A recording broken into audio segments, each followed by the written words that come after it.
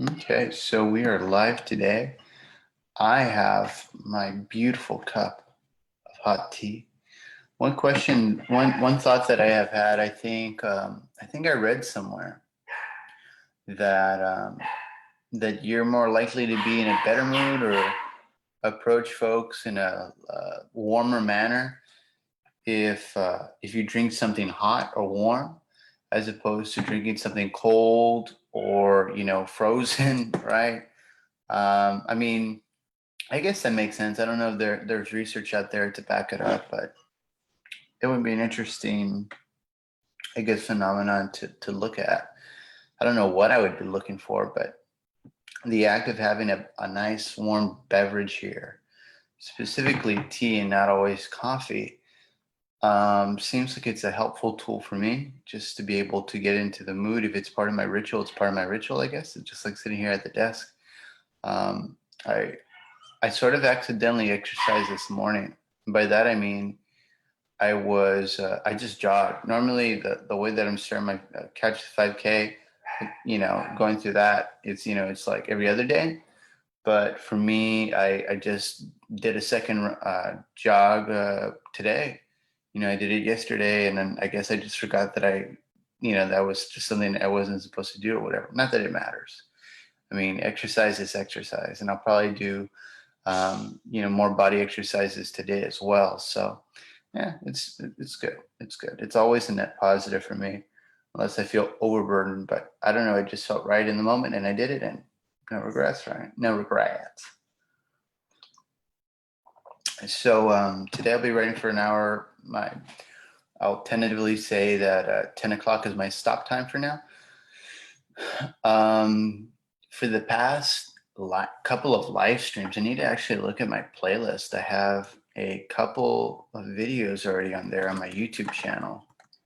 And I don't even know how many sessions I've been sitting down and recording this. These live writes is what I mean. So I'm going to just check there real quick and then we'll kind of get started. Mm-hmm.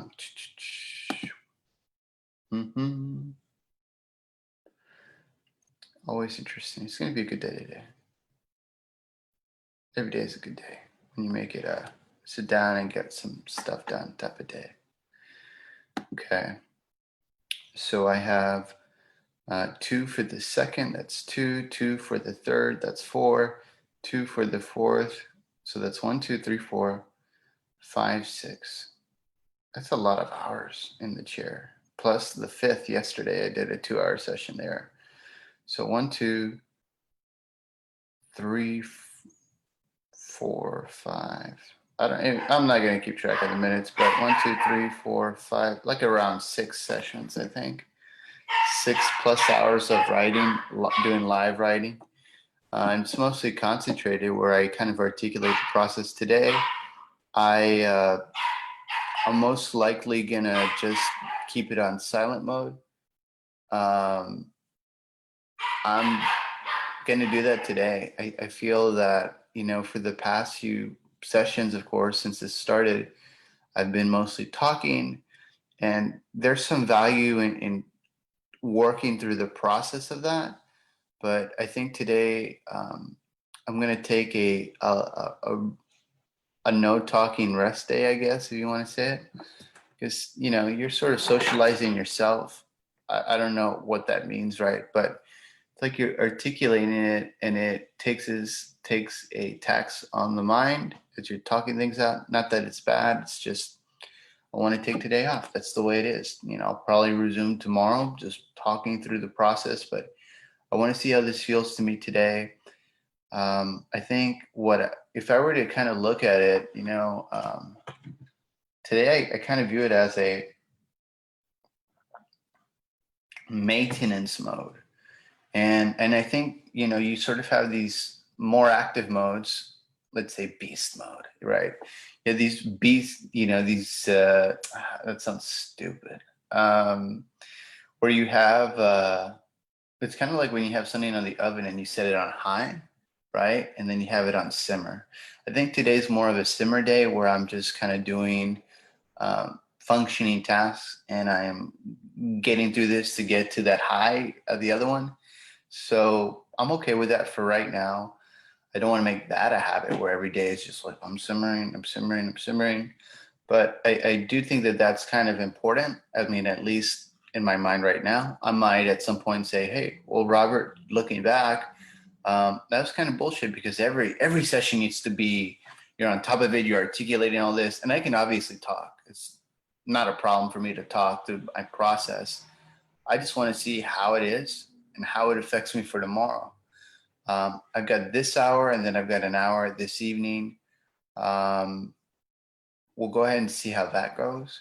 So, gonna do it. Let's do it. I'm in it for the long haul. I'm gonna play some beautiful music on Chilled Cow. But by the way, a couple of things of inventory before I kind of get started on today's Friday, right? Okay, so I want to kind of prime my brain, right? So as I was going for my jog this morning, I guess that's why I'm not too mad about it because I came up with an idea. And so as I was coming home from my jog, I happened upon a real long, tree branch, right? And it was kind of like real elongated. It was kind of like the way my hand is right now, real long, and so it was like almost like a real long cane, or it's a tree branch, right? It's real thin but real firm. And I thought, I was kind of playing around with it on the way back, and it's like interesting. I wonder if there's like, uh, like if like there was somebody that was blind that you flip it around, it becomes like, I don't know what you call those swords. I guess you could call it a sword, but kind of like a staff that turns into a weapon or whatever. You flip it, whoosh, whoa, shit. You're not as menacing because I was going across and there was this couple there that was jogging, and I guess they felt intimidated by me walking with it. Not a big deal with me, but just flipping it over, like, oh shoot, this sort of like crutch, almost becomes this weapon. I'm like, wow, that's interesting. And then I started thinking, well, what if there was a superhero that was blind, not Daredevil, but the superhero that was blind? And then I started kind of coming up with a backstory on my over. So that was pretty exciting. I thought that there might be something there. I mean, it could be just a real paper thin idea. I'm fine with that. If it's meant to be, it's meant to be. It will come back to me. I'll probably log it down, write it down, come up with a few concepts. I think that would be interesting to kind of see that happen. And I was thinking, well, I was coming up already with a backstory and how this sort of superpower affected their life. Not that they became able to see, because that's not the conceit of the hero. The conceit is that he or she, I should say, he or she, they maybe, non-binary person. That might be interesting too. Cool. That lives on the right? The reservation. I don't know. That's something that I thought that might be intriguing to me. I don't know if I'll explore it further. It was just an idea that came at me. I'm not going to be judging and say, oh, well, don't do that, blah, blah, blah. But I thought it would be cool to kind of just go through that process because it was interesting to me. And I'm glad that these ideas are starting to present themselves at me, just looking at life and taking inspiration from that life. That's something that I feel, okay, cool. This feels like, okay, I'm iterating on the go. It's a fun process. It's a fun thing to have, and it just surprised me is all. And so that's what surprised me, and that's pretty cool, where you can kind of just like invent on the fly, which I have been able to do before, way way way back when. But it's good to be using that sort of creative muscle again. But anyways, I'm not gonna go into it. It's just a state of play for me. So going back to this idea of jogging, I think that was good for me. That's why I felt I was victorious. I came back with a neat little paper thin idea, paperclip, right? But moving forward, right? Today will be maintenance. I might change my mind. I don't know. Depends on what I'm thinking. But I'm gonna go ahead and reflect on the notes and feedback I got from M, and let's look at that. All right. So while I'm talking through this email stuff, this morning I woke up to "Immigrant Song" by Kerno. I decided I needed to get myself up today, and that was a song that came up to me that kind of just, okay, that's my activation thing. And so I guess it also fed into the idea of like this duality, right? And I started thinking, well, at the back of my mind, what would be an alter ego? Because it felt vivid and real to me, and I enjoy that aspect of it, right? Where every time you sit in the chair, you sort of prime your brain to be more receptive to these ideas, and you play a song at the beginning. So I was listening to Karen O's rendition of "Immigrant Song," and it was fun. It's fun. And I think I might, at the start of these, play it off. I don't know. I don't want these to be taken down by a copyright strike or whatever. I don't know. I'll play it and we'll see what happens. It's not a big deal. But that way I can sort of prime my brain. But I'll do that tomorrow. I'm not going to do it today because I already did that in the morning. So, you know. All right. So let's read the feedback. So feedback from M. I'd like to make sure your one pagers are for 7-page shorts. Gotcha. That's the form we're working within. Gotcha. Also, make sure your writing is a world of your making. I agree. Using the movies as inspiration, so new characters and plots, etc. That's right. Absolutely. It's not really fan fiction. It's more like, hey, I'm putting my own spin on this particular type of story. Yeah. But I think you can see how you can get yourself into some trouble in the writing chair by laying out an ambitious endeavor like this. Agreed. I think that it can be overstimulating at times if you're going for like a whole movie or something like that in one sitting. If you're doing like 5 of those, that can be overwhelming. It also gives you some lead time to percolate ideas. I agree.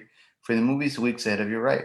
It's a valuable subconscious mind time. Just by putting this assignment in your inbox, your brain is already starting to work on it in your sleep. I agree.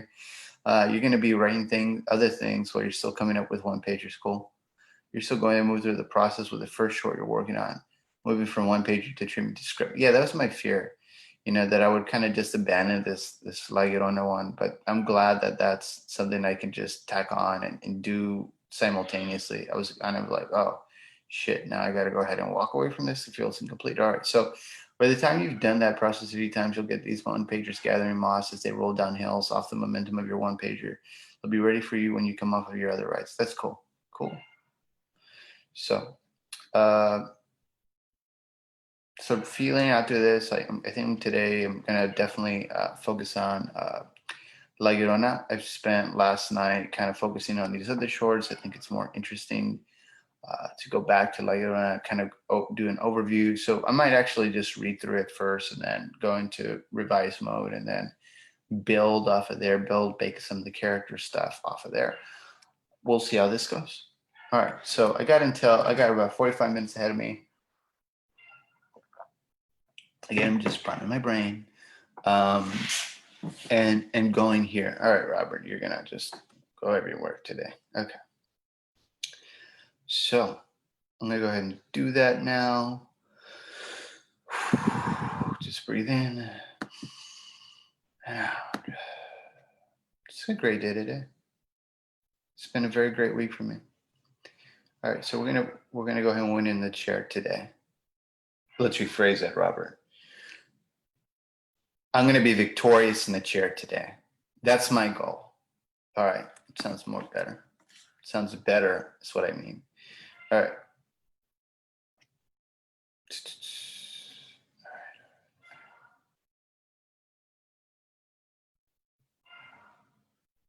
Okay, so I am opening up, excuse me, my folder. So we're going to start with La Llorona today. And open up the one pager. So yesterday morning, I believe that I was coming up. It might have even been the morning before. I don't remember. Let me see. It's interesting. La Llorona, one page or 2. That's interesting. Let's see where we're at. It's interesting that when you stop writing, you have all these things you sort of rediscover. All right, so I'm opening up that RTF. All right, so I'm going to reread what I had, and then that's going to build into the one pager. So let me go ahead and share my screen today.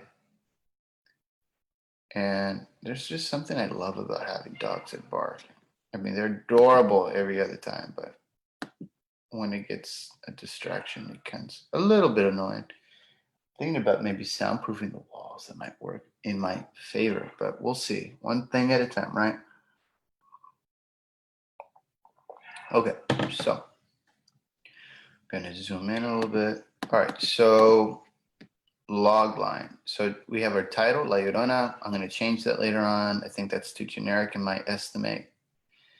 Author, Robert Longoria. This is my one pager again. Log line, to be written. So I'm not gonna really overthink this. I'm gonna put like maybe a sample log line, examples, movies, and then we'll go back. I mean, I've read log lines before. It's not a foreign concept to me. So I'm just gonna just steal one and then I'll go ahead and kind of make my own. I kind of have an idea of what that could be. So why haven't you written it, Robert? Jeez. All right. I don't believe in formulas. Okay, logline formula. When a inciting incident happens, R blank decides to blank against blank. I guess. I don't think that you need a physical antagonist unless in La Llorona the physical antagonist is the husband. But anyways, let me go back and kind of see. Use the active voice. Irony is your friend. I agree. Skins as victim should have stakes. Okay. Log lines break the rules.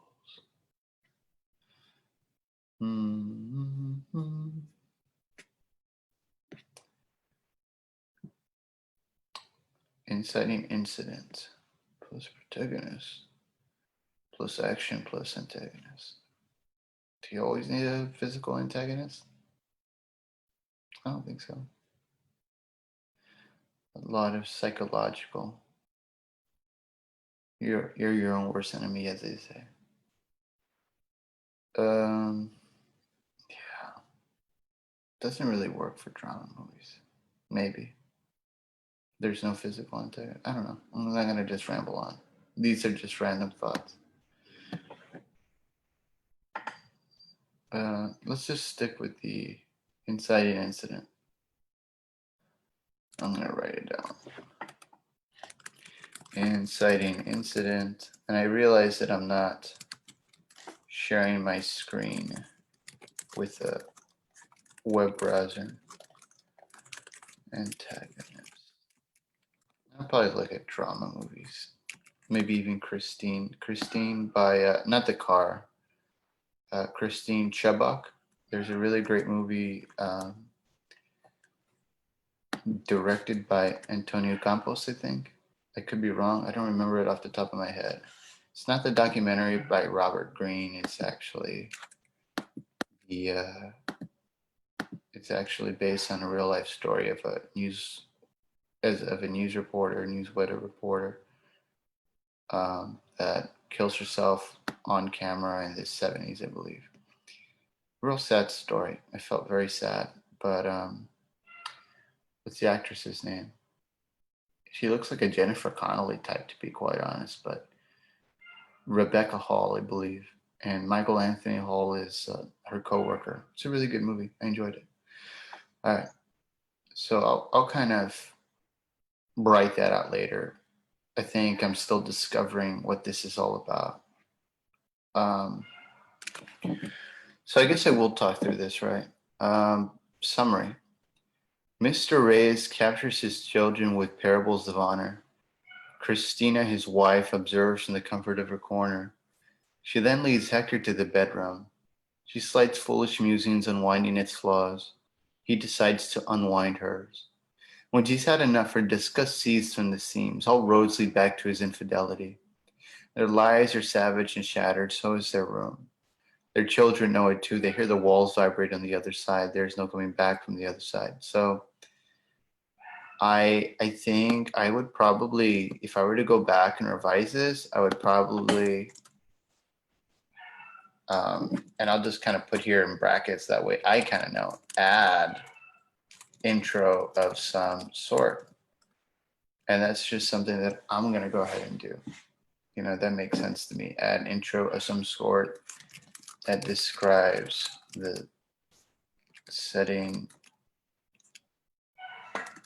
location, and story. Because I think I just kind of jump right into that. And I kind of need that at the beginning, in my estimation. Otherwise, if I were to read this, let's say that let's say Robert Longoria is producing as a producer. He's looking for exciting projects. If I were to read this, I wouldn't know what the heck this is, you know? And, you know, I'm familiar with what it is, but somebody else may not be. So I would definitely add an intro of some sort. Looking here, I guess this is really revising mode right now. That's what I'm doing. I'm revising. And that's still valuable. That, in my estimate, is still considered writing. It's rewriting. All right. So add intro, and we can delete of sort. Add intro that describes the setting, location, and story. In the beginning. Yeah. Okay. Cool. So going back over here. Let's continue with the second, or the middle. The older Reyes brother, Joaquin, bathes himself while his mother, Cristina, attends to baby Sebastian. The boy recounts his father's tales of honor, reigniting Cristina's seething anger. She prods the boy and his father's character. Is he a man of honor or a scoundrel? The boy won't have it. His father is a hero, nothing less. She wants that hero to have less than nothing. Cristina puts her baby underwater. Her boy tries to play hero, but she won't have it. She's done with heroes. Joaquin is too late to save his brother. He rages and rages against his mother, but she will murder another. At long last, her husband will suffer. She flees into the night, shedding her old life. Gives us a feeling. Cristina, once desperate and resolute, has sunk into utter despair. She makes her one-way trek towards a body of water. She wades through the water, praying harder and harder. God, forgive my transgression. Please accept my confession. Her pleas fall into deaf ears. One choice remains: sink and drown in the water. She takes one final gasp of air and suffers. Her final moments are seen as a prism of light envelops her from the top of the water. Cristina is pulled from the river, her skin pale, her eyes red. God has damned her. Good thing I'm rereading this, proofreading it. God has damned her to walk the earth. What does she search for? The very thing she destroyed, her children, blah, blah, blah. So reading it, you know, it is slightly, and, you know, this is not a slight to myself. It is an observation. It does feel rather dry. I don't have this sort of excitement around it. So I think with the kind of the day that I had between, writing this and that day of rest I had yesterday, where I was focusing on other projects, and then kind of going back and like, well, you know, I kind of have, I have enough distance to where I can see, you know what, this needs to be made more exciting to me. And I think I need to, maybe not now in this one sitting, but I definitely need to kind of reread it and like, wow, if I were making it dramatically interesting, like in terms of the prose, what would get my blood boiling? What would get my interest, right? You know, so I do feel that I need to do that, right? So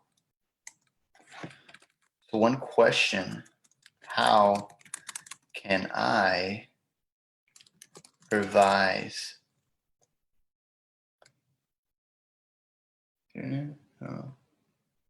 How can I revise? Give me one sec. I'm gonna have to put this on pause. And to put this on pause, I'm gonna have to just mute myself, I think. All right, that's fine. I can do that. Let's do that. Back to meeting. Do I mute my?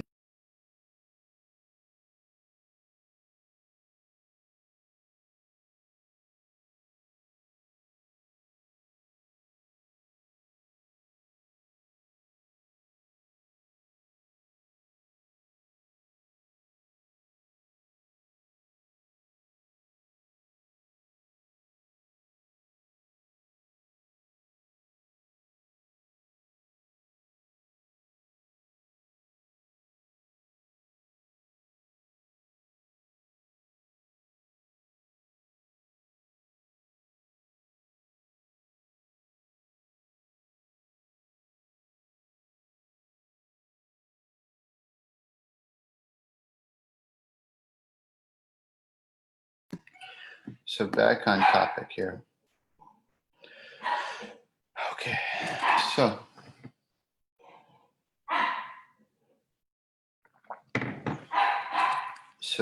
question, how can I revise my one pager to make, to raise my blood pressure, to captivate my interest and say, let's fucking make this move. You know? So that's a question. Put in brackets. You know, how can I revise my one pager after having written it to captivate my interest and say, let's fucking make this movie? How can I revise my one pager summary so a producer can say, let's fucking make this movie?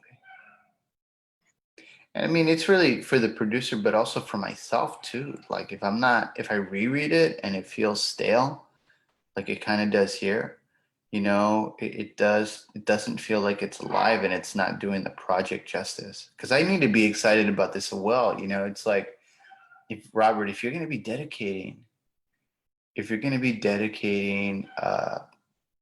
you know, let's say easily 6 months, 3 months, whatever, to this type of project and developing it, then you need to really be like fucking excited about it. It's like every time I sit down in the chair, let's fucking make this movie, right? And it's got to be exciting. It's got to pull me in every single time in the chair. You know what? I'm fucking excited. So that's just something that I got to do for myself. And, you know, if others are interested in, yeah, that's what I want. You know, I want to be able to share this with my crew and like, hey, let's make this fucking movie. Here's why it's compelling. You know, you read it, as you read this summary, it's like, why aren't we making this movie? Why aren't we going to do it right now? Right? If the goal of filmmaking is to collaborate, and the only way to really win people over is like, I want to make this fucking movie already. It's got to be fucking good in the prose that I'm unfolding this story. Like the summary, right? If I read the summary and it doesn't grab my attention, it's like, So a good way to think about it, Robert, is this. If I, give me one sec.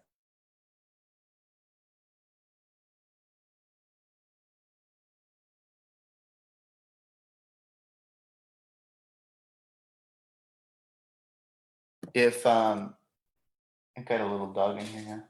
Hi, buddy. Hey. If I'm looking through, for example, I watch a fair amount of movies now. I hadn't been watching movies in a good while, and I'm going through Amazon and I'm going through Netflix, and they usually have a visual that kind of maybe pulls you in. But if I like to go on Amazon Prime, and I don't like the autoplay feature, so I disable it. But if I'm looking at a summary and it doesn't compel me, fuck off, right? And so that's the thing, right? Either you turn somebody the fuck on, or you turn them the fuck off with your summary, right? You got to grab their attention. You got to just make it so compelling. I want to watch it now. I want to watch that movie right now. And so that's my goal, right? To revise this and like get the green light from somebody that says, yes, I want to be part of this. I want to make this movie fucking now. That's a good realization for me through here. So let's continue, right? So the back matter, right, is what did I, well, I feel like I haven't written a complete story. I'm going to delete that. I already answered that for myself. You can always look back and do that. What would you do in the writing session to make it better? Okay. I'm going to delete this. Let's see.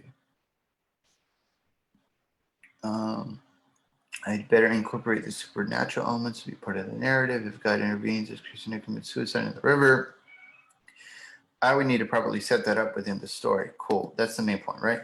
I need to embed religion or a higher power into the character in the story because both go hand in hand with its ending. I can even tie the parable. Okay, so these are different tasks I can give myself. Okay, I can do this. Okay. I'm not sure. It may be about faith. I'd have to reflect and think about the worthy story that plants the seed for our ending. Okay. Want to go on the ground, pony? All right, go on the ground. And if she makes, well, if he gets a little bit rowdy, then I'll have to put him out. But for now, they can go on the ground. All right. Okay, so this is essentially, I give myself a task list here, right, Robert? You're giving yourself a task list to kind of do. How much information can you, well, keep it the same length of a page or two? Well, now that I have it on an actual document, I can kind of go from there. I'm going to put this back matter in a new page. Bam. So let me actually just number the pages. That way I don't go over. Page number. Well, you don't need a page number. But you can just visually see that it's on one page. That's fine. All right, cool. How can I revise it? So now you kind of have a to-do list now. To-do list. And that's always good. I don't know whether some. Oh, it's this, I think. All right. I thought it was like Skype. That's what it sounds like. Let's get back on task.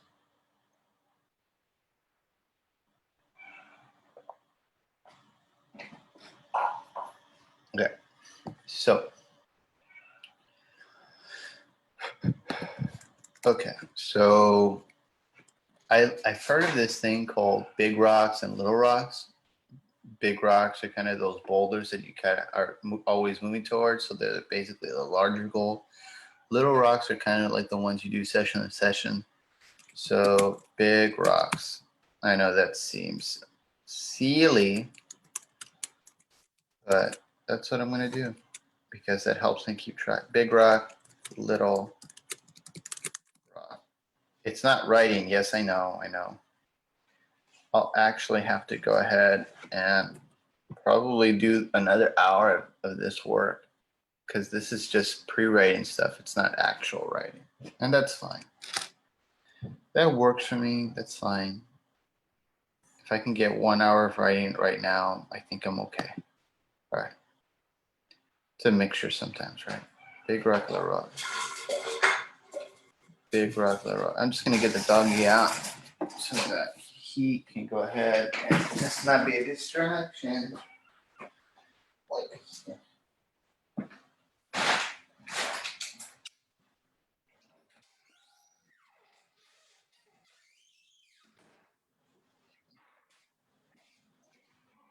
Goes to bother the other dogs. All right.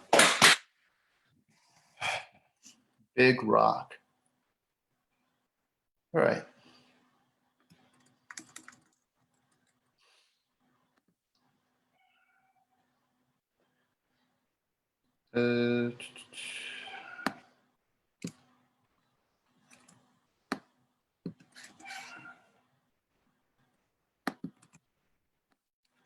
Big rock. Revise my one-pager summary so a producer can say, let's make this fucking movie.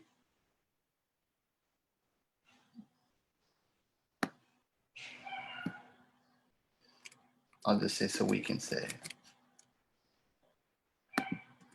And that's not very specific, right? Revise my one-pager summary to be so compelling, exciting, and dare I say dangerous enough. We'll put sexy. Sexy is a better word. Compelling, exciting, and sexy enough. So, so readers, so readers will say,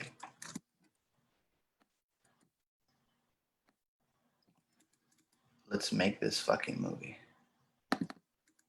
Let's make this. And I'll underscore that. That's important to me. I'm going to pin that on my wall. I'm going to pin that on my wall for myself.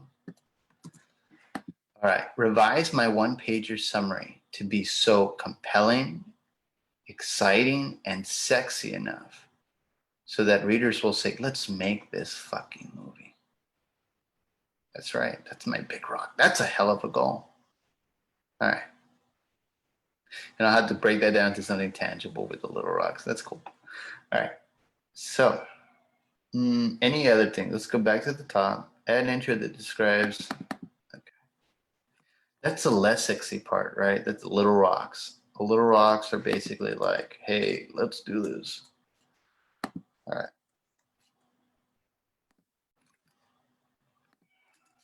So I think if the big rocks are your kind of your almost like big ass goals, and the little rocks are kind of like your little goals, they're not as sexy as the big rocks because the little rocks are actual work and technical stuff sometimes that you got to kind of just muscle through. But the goal is to make all this fun, and I think it is fun. When I think of Robert, you're not just writing a summary, are you? No, I'm making a compelling, exciting, and sexy summary so people can read it and say, let's fucking make this movie. That's much more inspiration to me. So when I go to Little Rock, it's like, okay, cool. So I'm going to go ahead and add my introduction that describes the setting, location, and story in the beginning section. Okay. So, all right.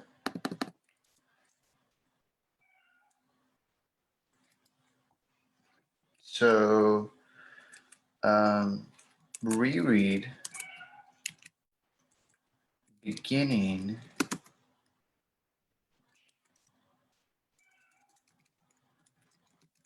and I really have the answer to this, right? A lot of this is pre-work, but a lot of it is actual development work, right? It's not necessarily writing work, but we can do both hand in hand, I think. Reread beginning and what? And what, Robert? And what? If you're setting your homework for this another hour later today, then you better get best do it. You got about 20 minutes on the clock. Don't tap out. All right. Okay. All right. Reread beginning and in addition to adding intro, right? Reread beginning and what? And what, Robert? Come on. A fruit form cusp. Embed.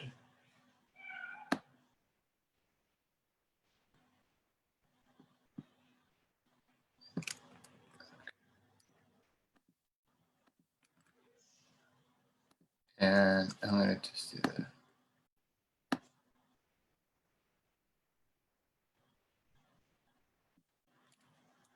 And this kind of almost is a subtask, really. So that makes sense too. Reread beginning and ground the story in 1999. Okay. But is that really what you want to do, or are you really kind of focused on the character? 1990.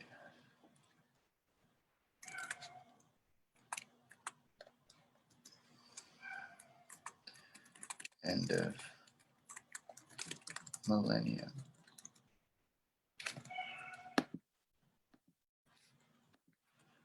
End of millennium. Reread beginning and ground the story in 1999. End of millennium. Panic. All right. Cool. That's a lot of homework for 7 pages, Robert. Oh, that's what you got to do. Very beginning and ground the story in 1999, Millennium Path.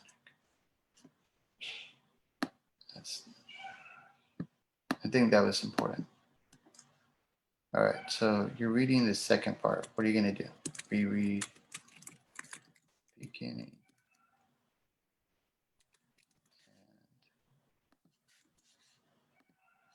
And really, you want to focus on the characters, right?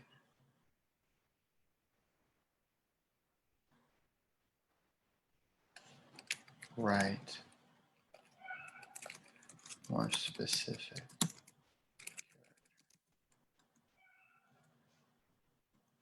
And right, Christina.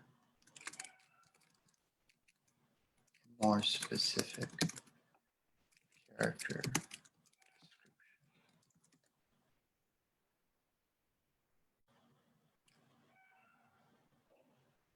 But you don't want to go all the way. More specific and concise. Character description.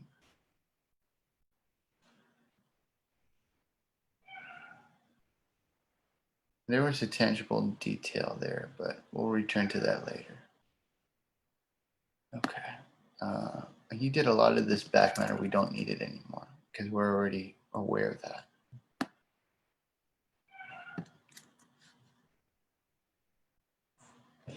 We read beginning and write Christy a more specific and concise character description.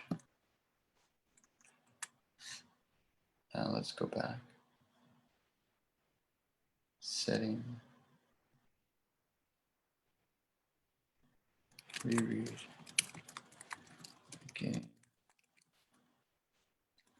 Build. Christina's religious, moral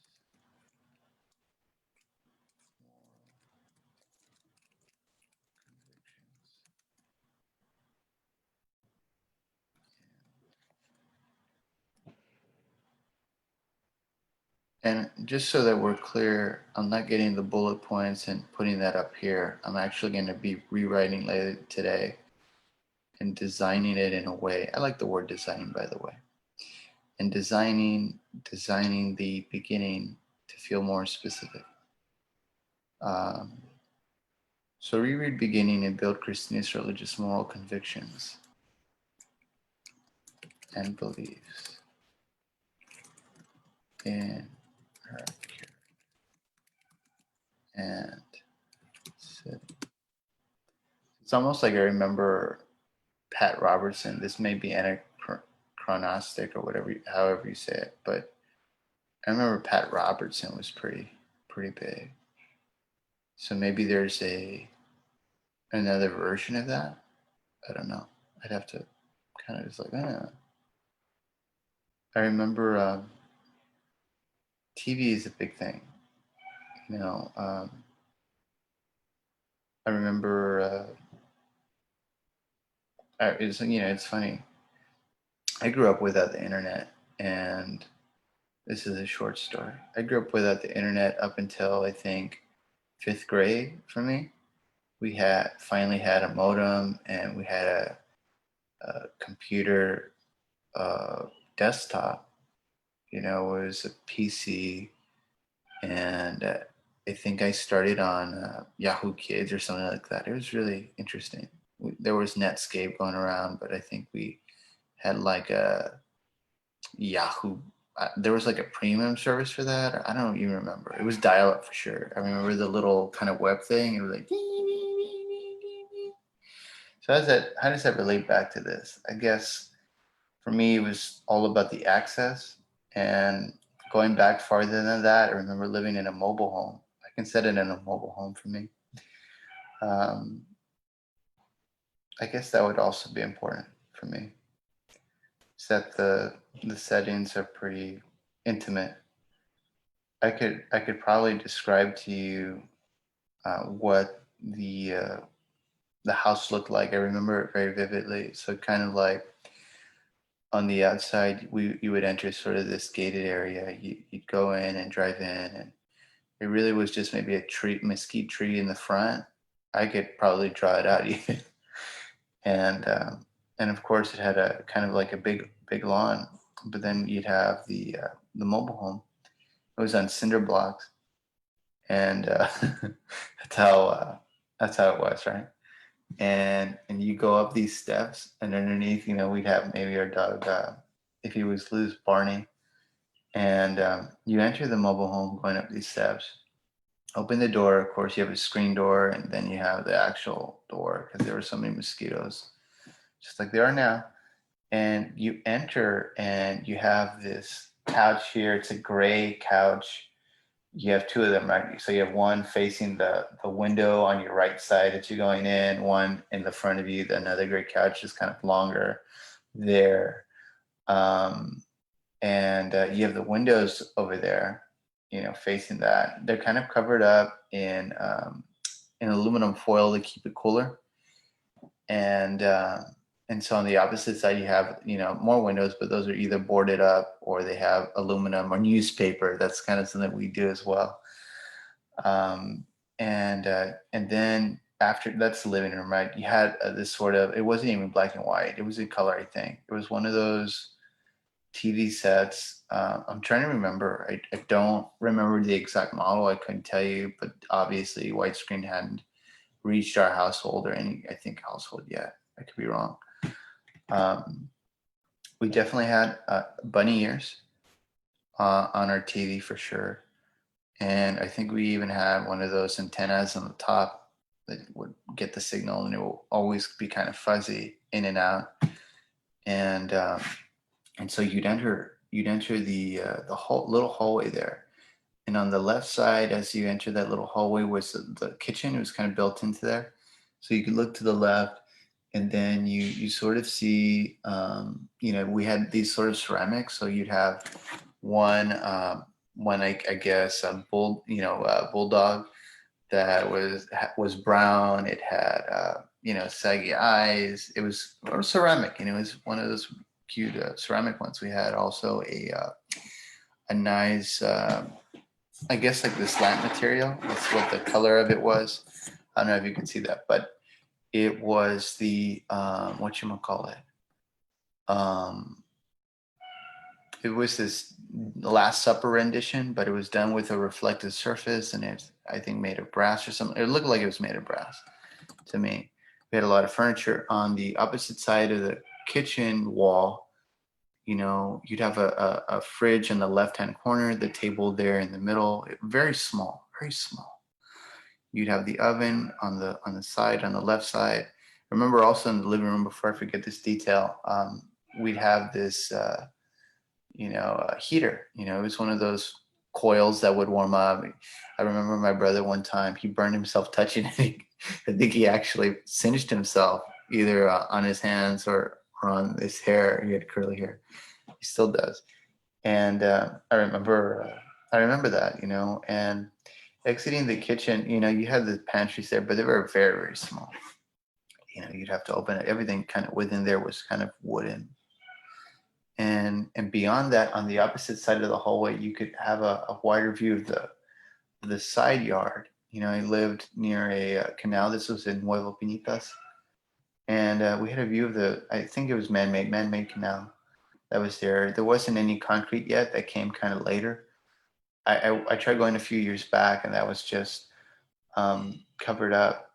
But anyway, so going through the hallway, you could kind of see the carport, which is really just iron, rusty metal iron carport there with a kind of torn tarp there. You have the shed on the side of their view. There was a lot of trees there, but not, very old textured looking trees.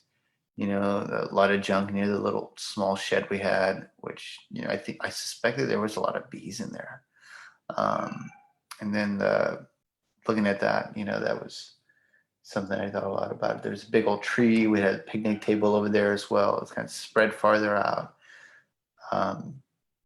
Going through the house, though, you go down the hallway.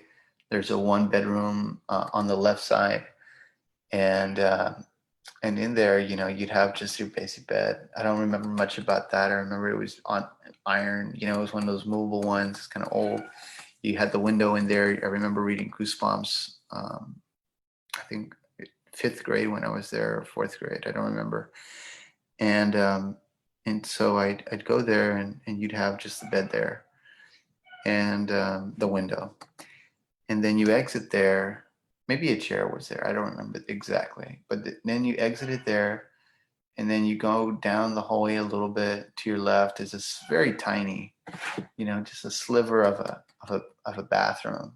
It's more really just I think, a small shower and I think I don't remember off the top of my head. Maybe a small shower and a washing machine slash toilet that was in there. I don't remember off the top of my head, but you'd have that there, and you exit the bathroom, keep going. At the end of the hall, there was a room. I think it was just two bedrooms at the time, and you'd have just the master bedroom, that was there. And I think it was just we had maybe like a VHS TV there, maybe, and you'd have the big ass mirror on the left side, and the opposite was the bed on huge, I think king size bed, obviously for the folks, for the parents, and that's it. They had a closet, and there was a mirror behind their sort of bed as well, so you kind of had that. And I'd have to look at my old photographs, but I recall that being the extent of it. And then that's it within that tiny mobile home. But why is that important? Why is that so important to hear? I think for me, it's really important to really, again, capture that sort of intimate setting and make us feel that as we're moving through the story. And it's something that you can almost recall from memory, and that's something that I need to bring up. So I think that this is a good pausing point for me. I know that I didn't get too much actual writing done, but I do have a bit more specific goals that I have. I'm going to see if I can go for 7 more minutes, or at least a few more minutes before I kind of log off, move forward with other things I have to do, and come back to writing later tonight. So, all right, Little Rock. Add intro that describes the setting, location, story in the beginning. Reread the beginning and ground the story in 1989, end of the Millennium Panic. Reread beginning and write Christina a more specific and concise character description. Reread beginning and build Christina's religious moral convictions and beliefs in her character and setting. Excuse me.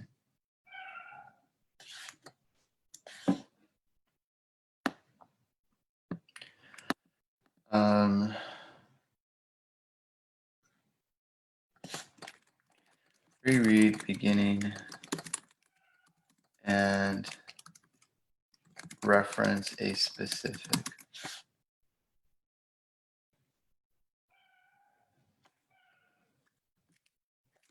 moral parable.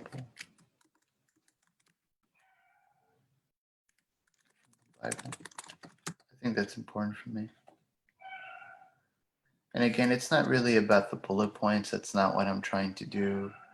It's really organizing my task list to kind of see, okay, hey, how can we cultivate this and make this feel more lived in, more specific, so that details are there to create a sense of space and purpose and emotion.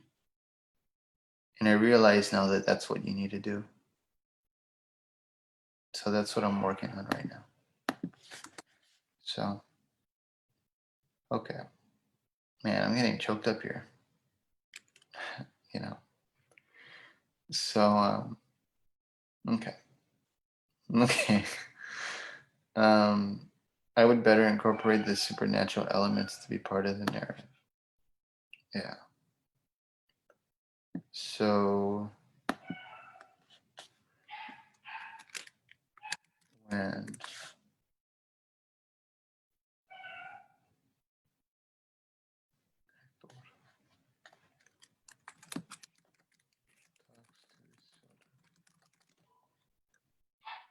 yeah.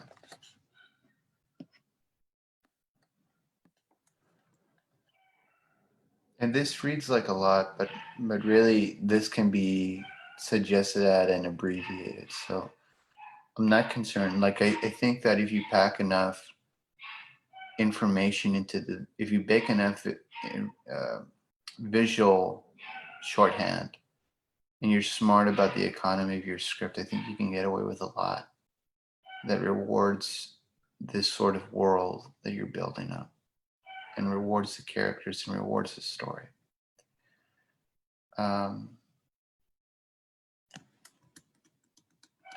And I like that now that I'm thinking about it, right? Little rocks, big rocks. Reread middle. This will be separate, of course. Reread middle and bake. And this is really for me because I'm really having a specific viewpoint when I'm bringing these, right? And bake, like you're baking a cake, right? Reread middle, and there's got to be a point in the Bible where God punishes, and I feel that Christina would sort of lean into that. That's kind of built at the beginning. Maybe there's something on the television.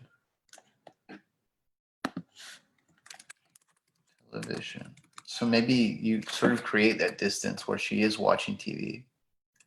So Christina is watching television.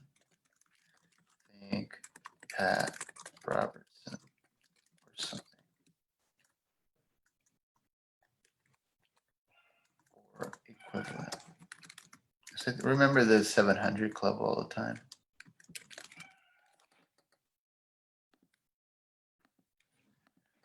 That juxtaposes the father's kindness and her attachment. Yeah, creates contrast. And that's interesting now. Now I'm sort of building out this small detail. And that makes sense to me. I'm not going to go to the middle yet. I actually just want to stick with the beginning.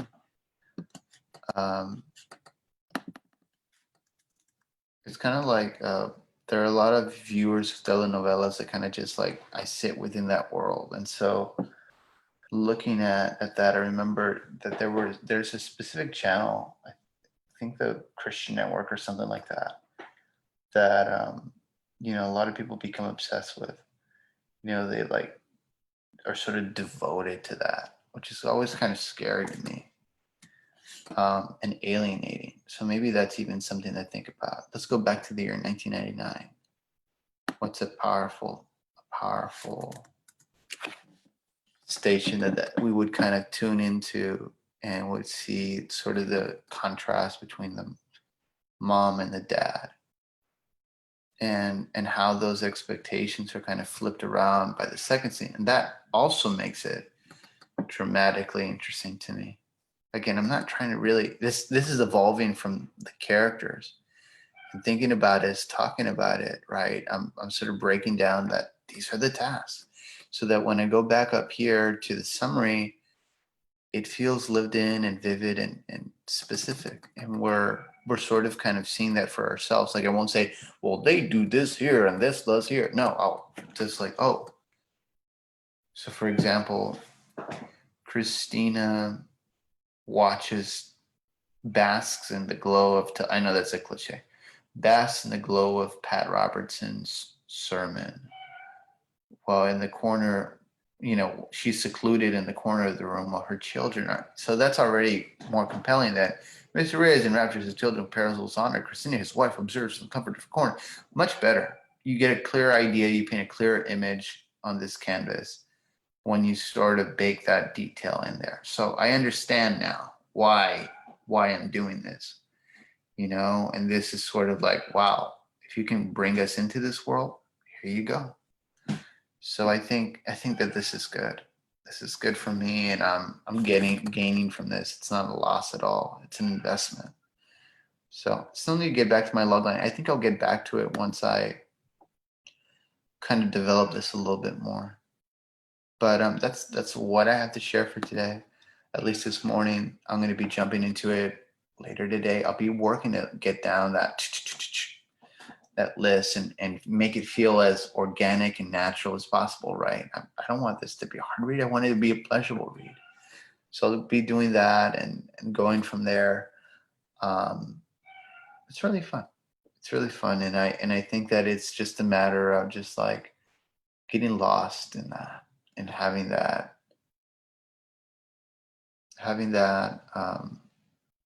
visually impacted in your brain. So, all right, that's it. Happy writing, and we'll do this later today. All right, adios.